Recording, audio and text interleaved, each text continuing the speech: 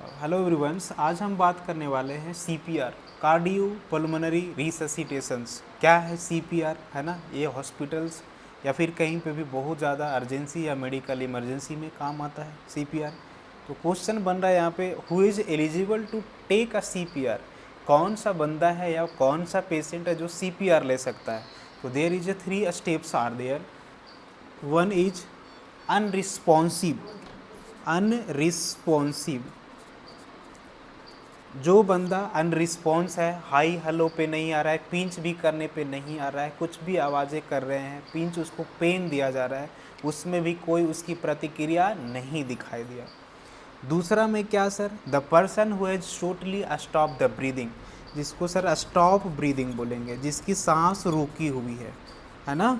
और उसके बाद में थर्ड वन में क्या करेंगे सर, जिसकी सर कैरोटिड पल्स अब्सेंट है ना। Absent the pulse, absent pulse मतलब हार्ट भी काम नहीं कर रहा है। तो ये there is 3 parameters are there. उसके बाद से हम परफॉर्म करेंगे। तो पहले क्या है कि सर सीपीआर देने से पहले मेरे को सर देखना पड़ता है ये तीनों पैरामीटर्स को। देख लिया, अनरिस्पॉन्सिव, हाई हेलो करके हिला करके नाम से भी नहीं कुछ हुआ। सांस को भी मैंने देख लिया, नो चेस्ट राइज, और इधर सर कहीं नाक से भी किसी तरीके से CO2 वॉश आउट और बाहर अंदर भी कुछ नहीं हो रहा। एब्सेंट पल्स में सर मेरे को कैरोटिड पल्स देखना होता है for the 10 second, for 10 second, 10 second के लिए मेरे को कैरोटिड पल्स देखना होता है। नहीं तो सर 10 सेकेंड से में आपको डिसाइड कर लेना है कि पेशेंट को सीपीआर देनी है। Now next one, what is the CPR? A life-saving procedure performed when heart stop और stop breathings और arrest of the breathings, मतलब सांस रुक गया, धड़कनें भी नहीं चल रही है और ये तीनों पैरामीटर्स नहीं हो रहा है ना। तो एक लाइफ सेविंग प्रोसीजर होता है हार्ट और सीपीआर का माध्यम से। और उसके बाद में क्या होता है देखने को मिलता है सर, सीपीआर जब कभी कभी पेशेंट रिवाइव्ड कर जाता है, अगर अच्छे तरीके से रहेगा अवेलेबल तो पेशेंट रिवाइव्ड भी कर जाएगा। Now thing is that who is eligible to give a CPR, who is eligible to give a CPR, मतलब सर सीपीआर कौन दे सकता है, कौन कौन दे सकता है। तो सर माध्यम क्या है, पहले नंबर तो डॉक्टर, हेल्थ केयर प्रोवाइडर, और next one is trend nursing staff, trend technician, जिनको सर सीपीआर के बारे में अच्छे से जानकारियाँ है तो वो सीपीआर दे सकते हैं।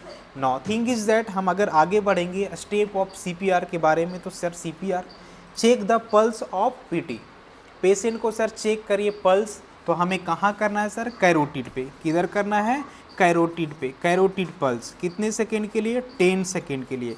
और यही एक 10 सेकेंड का जो क्रूशियल मूवमेंट है ये आपको डिसाइड कर देगी कि पेशेंट को हमें सीपीआर परफॉर्म करनी है या नहीं करनी है। नेक्स्ट वन, जैसा ही हम कैरोटिड पल्स को चेक करेंगे, अगर कैरोटिड पल्स प्रेजेंट है मतलब हार्ट काम कर रही है, तो there is no need for CPR. Now next one, if not a present pulse, carotid pulse present नहीं है, तो फिर मेरे को CAB फॉर्मूला यूज करना होता है। CAB मतलब sir compression airway breathing, compressor airway breathings.